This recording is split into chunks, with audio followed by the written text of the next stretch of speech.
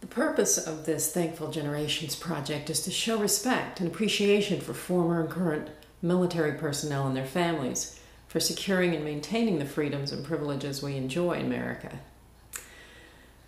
I hope to accomplish this through the creation of a first-class traveling exhibit of beaded tapestries intended to honor and remember their sacrifices. This project is a unique way I have of elevating an unusual art form that I particularly enjoy to a higher level of expression than people perhaps have seen in the past. I am choosing to focus on World War II first because over the next several years, living veterans from World War II will continue to pass on, and there's still time for us to express our gratitude and appreciation directly to them.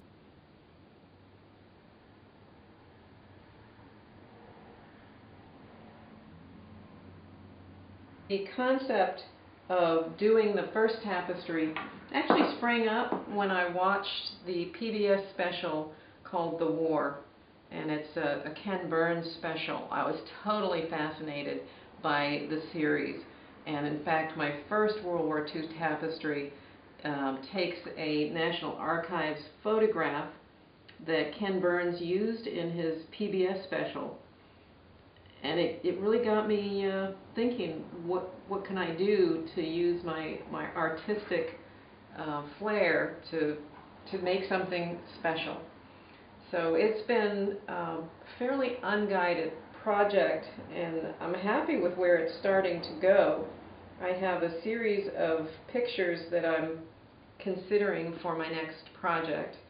A very dear friend in California whose father also served in World War II, and when we were visiting him last month, he shared with us his father's box of photographs and mementos from the war. Fabulous photograph of his father with his little Dixie cup hat. He was a sailor, and so that may be my next tapestry.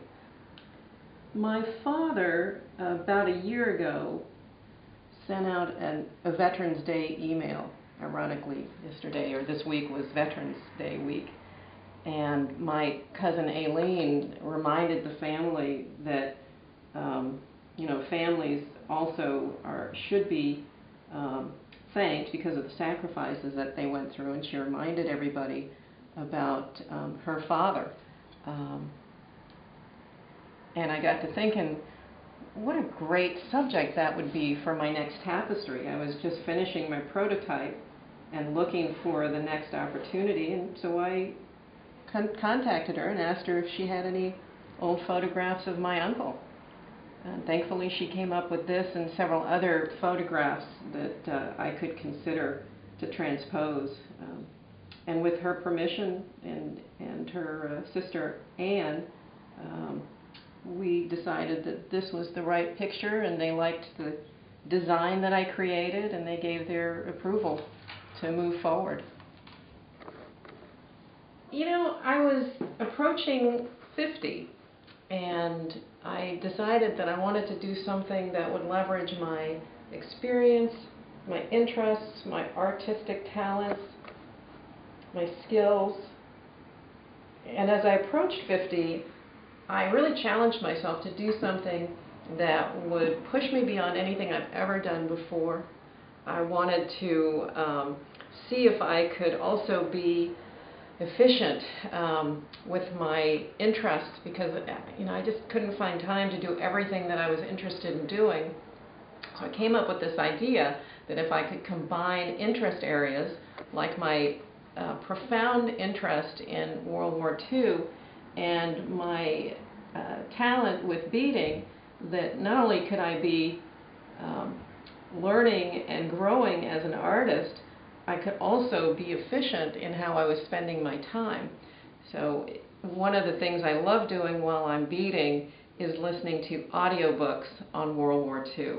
I've listened to quite a few, and in the absence of a good audiobook, I'll pop in some big band music from the 1940s era to keep in the mood and also push my knowledge of music.